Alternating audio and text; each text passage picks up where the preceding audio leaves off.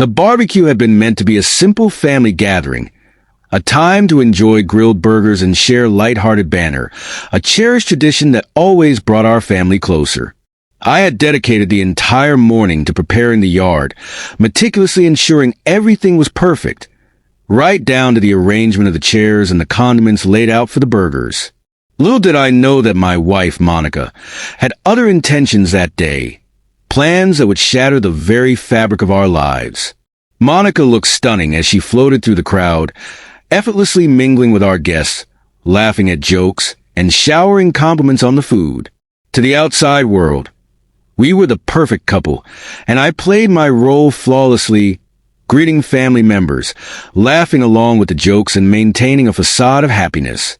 Yet, beneath the surface, I had been wrestling with a growing sense of unease for months. The late-night phone calls, the unexplained absences, and the strange charges on our credit card had begun to weigh on my mind, but I pushed those thoughts aside, convincing myself that today was about family and celebration.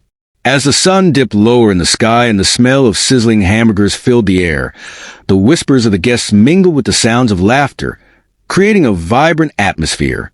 But my heart was heavy with doubt, a feeling that something was amiss. Then, abruptly, Monica tapped her wine glass with a spoon, silencing the cheerful chatter that had enveloped the gathering. Standing at the center of the patio, the soft glow of the string lights cast a somewhat eerie light on her face, highlighting the tension etched onto her features. I felt a sense of foreboding wash over me as she set her glass down with a trembling hand. "Actually, I've been seeing someone else," she announced, her voice trembling slightly, yet carrying a weight that seemed to crush the air out of the space around us. A wave of gasps rippled through the crowd, twisting my stomach in knots. I remained seated, refusing to give her the dramatic reaction she was clearly seeking. Out of the corner of my eye, I caught a glimpse of my cousin Eric, his face paling as the realization of her words sunk in. But it was her next declaration that hit me like a punch to the gut. "We're expecting a child."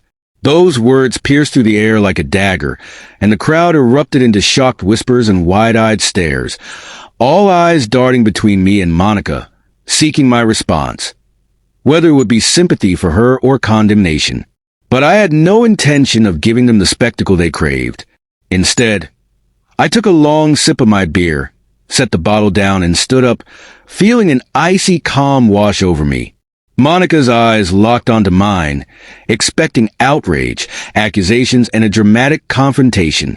Instead, I offered her a cold, calculated smile and said, "I hope he enjoys the STD you gave him." A heavy silence enveloped us, so thick it felt like a tangible weight. Monica's expression froze, shock morphing into fury. Eric, who had been an unwitting participant in this unfolding drama, looked as if he wished to vanish into thin air. I reached into my pocket and produced neatly folded documents, proof of Monica's betrayal. With a deliberate motion, I handed them to the nearest relative, who began reading aloud the clinical results confirming without a doubt that she had contracted an STD, one that could only be acquired through infidelity. The papers circulated among family members, each reading further igniting the shock that spread through the group like wildfire. Monica lunged to snatch the documents from her cousin's hands, but I swiftly blocked her path. "Don't," I said firmly, my voice steady. Eric stammered something in an attempt to defuse the situation, but I cut him off. "Everyone here deserves to know the truth."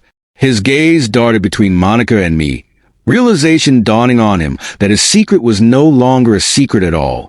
Monica's carefully constructed facade began to crack as she shouted, "This is cruel, Marcus. How could you do this?"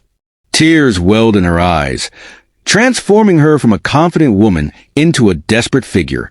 Leaning in just enough for her to hear, I replied, "You humiliated me in front of everyone. Don't lecture me about cruelty." The barbecue devolved into chaos. Relatives argued, some defending me while others demanded answers from Monica and Eric. My parents pulled me aside, their faces pale with disbelief. "Is this true?" my mother asked, her voice barely above a whisper. I nodded, my heart heavy yet somehow empowered. Monica tried to regain control of the narrative, calling me petty and vindictive, but the truth overshadowed her lies. As the sun set and guests began to disperse, I felt an unexpected weight lift from my chest. Monica and Eric could no longer hide from the consequences of their actions. She approached me one last time, tears streaming down her face, but I remained unmoved. "You brought this on yourself," I stated simply before walking away from the wreckage of what had been our life together. That night, the house felt silent and empty. Monica was likely with Eric, the man who had betrayed not just our marriage but our entire family. I sat at the dining table where we once shared morning coffee and intimate conversations. Now, it bore the evidence of her treachery. My fingers traced the clinic notes, her positive test result glaring up at me under the dim light of the chandelier. I had stumbled upon those documents by chance while organizing our files, and the realization hit me like a freight train. The late nights, the furtive phone calls, the questionable charges on our credit card. Everything began to align into a horrifying picture. I understood that Monica was not the type to apologize. She would twist the narrative to portray herself as the victim. So, I gathered my evidence, bank statements, screenshots of suspicious texts, copies of the clinic results, and stored them in multiple locations, preparing for the inevitable confrontation. Ironically, it had been Monica who insisted on hosting the barbecue, claiming it would bring our family closer. I had unwittingly given her exactly what she wanted, a public stage, just not the one she had envisioned. As I sat there that night, replaying the chaos of the evening, I felt an unexpected sense of satisfaction swell within me. Monica had thought she could control the narrative, paint me as the villain, but when I distributed those papers and witnessed her confidence crumble, I finally saw fear flicker in her eyes. Eric, the so-called golden boy of our family, appeared just as pathetic, and for the first time, our family recognized the truth that had been hidden behind a veil of deceit. Monica attempted to twist the situation, labeling me as cruel and vindictive, but this wasn't about revenge. It was about justice. Exhaustion washed over me, and I folded the documents, placing them back into their folder. I knew the real battle lay ahead, divorce, property division, and dealing with the aftermath. But for that night, the truth had been revealed, and that was victory enough. I checked my phone before heading to bed. Missed calls and texts from Monica, a blend of rage and desperation. "How could you do this to me? We need to talk." I ignored them all. She had made her choices. Now, she would face the consequences. As I turned off the lights and lay down, a sense of peace enveloped me, a stark contrast to the turmoil of recent months. Monica's betrayal had shattered me, but it wasn't the end of my story. Tomorrow would herald a new chapter, and I was determined to reclaim my life. My father placed a firm hand on my shoulder the next day, commending me for how I managed the situation and maintained my composure.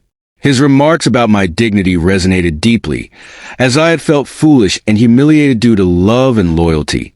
But after the barbecue, I had regained my power in front of everyone. Then I noticed Eric's name flashing on my phone. When he called, I could hardly suppress a laugh. "Marcus, we need to talk," he said, his voice tense and desperate. I let the voicemail play. "What you did was inappropriate. You didn't need to broadcast Monica and me discussing our private matters in front of the entire family." I shook my head at his absurdity.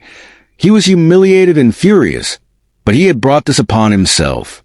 The irony of it all was almost unbearable. This was not just my concern.